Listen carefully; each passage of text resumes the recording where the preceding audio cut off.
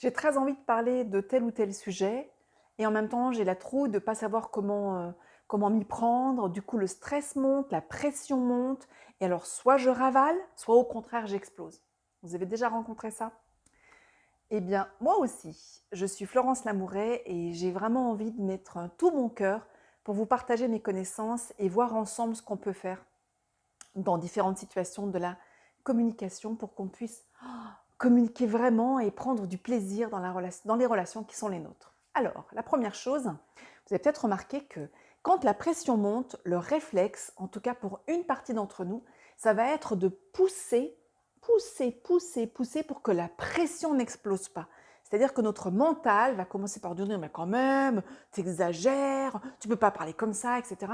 Et nous allons prendre le risque d'imploser, c'est-à-dire de laisser la pression à l'intérieur qui va finir par sortir de toute façon. Mais elle ne va pas sortir forcément comme on le souhaite. Et puis si nous sommes beaucoup plus sanguins, beaucoup plus connectés à notre corps, eh bien il est possible que cette pression sorte comme ça et que les mots que j'utilise, le ton que j'utilise dépasse ma pensée. Puis que je dise des choses pas très agréables à entendre, que je ne pensais pas. Et puis, il y a une autre possibilité qui est liée à l'implosion, c'est que je fasse comme si. C'est-à-dire qu'à l'intérieur, à l'extérieur, je ne montre aucun signe, mais à l'intérieur, quelque chose comme ça qui est dur, dur, dur, dur, dur. Et le risque que je prends, c'est de somatiser, c'est-à-dire que mon corps développe des maladies, des crispations, des tensions, etc. Mon corps exprime, c'est-à-dire sorte, exprimer, c'est sortir, sortent l'émotion qui me gêne. Toutes les émotions que nous gardons, elles ne sont pas bonnes. Il y a quelque chose à évacuer, à dire, à exprimer. En même temps, une fois qu'on a dit ça, ok, chouette, chouette, chouette, mais comment je fais?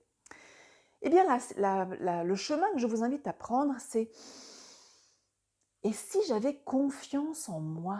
Mais comment ça marcherait? Quelle serait la vie si je me racontais autre chose que c'est difficile, j'y arrive pas, je ne sais pas comment je vais lui dire, j'ai peur de sa réaction? Comment ça serait si, un peu de manière asynchrone, c'est-à-dire, évidemment, ce que je vous explique, ce serait tout magique si on pouvait le faire comme ça à brûle-pourpoint. Non, il y a quelque chose à apprendre. Il faut d'abord oser changer de comportement et puis ensuite renouveler ce comportement pour s'entraîner à autre chose.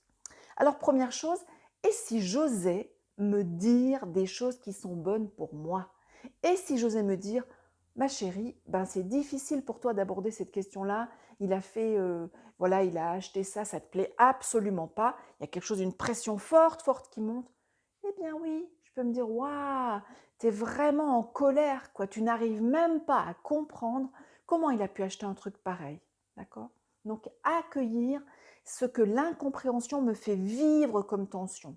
Premier point, j'accueille ce qui se passe, je ne mets pas le couvercle et j'essaie de ne pas exploser. Ça ne veut pas dire que je ne vais pas parler à partir de cette énergie de colère, de peut-être parfois même de rage ou de frustration. Donc, première chose, j'accueille ce qui se passe.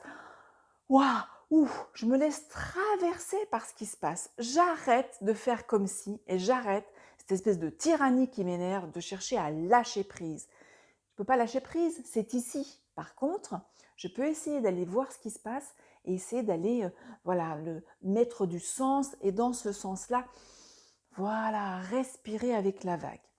Deuxième chose, comme je vous le disais, c'est asynchrone, c'est-à-dire que je prends la responsabilité de ma réaction, d'accord? Et je ne dis pas tu m'énerves. Non, c'est moi qui me suis énervée.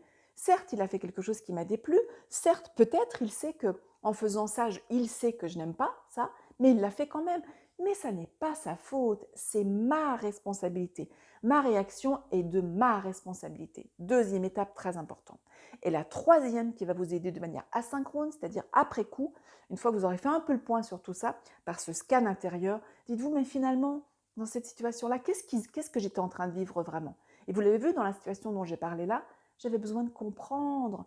Une fois que je me suis connectée au besoin qui était le mien, je peux retourner vers l'autre, décontextualiser à un autre moment et lui dire bah, excuse-moi, tout à l'heure j'ai pété les plombs, Je suis pas très fière de moi parce que voilà, c'est bah, tu y es pour rien. C'est moi qui étais agacée, énervée. J'ai pas vraiment su comment le gérer et c'est toi qui étais au milieu du truc.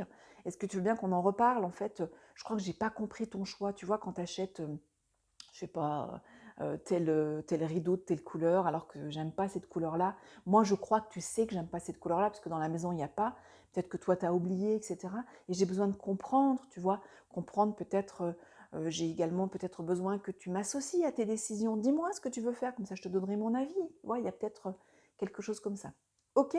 Donc, quand vous sentez que la pression monte, accueillez-la. Accueillez-la. D'accord? Et puis, faites ce que vous pouvez. Ensuite, de manière asynchrone, c'est-à-dire détacher des événements, laissez reposer, voir ce qui s'est vraiment passé, avec la raison pour laquelle, le besoin, l'envie, l'élan qui était derrière. Et revenez vers la personne à un autre moment pour lui dire voilà ce qui s'est passé pour moi, est-ce qu'on peut en parler?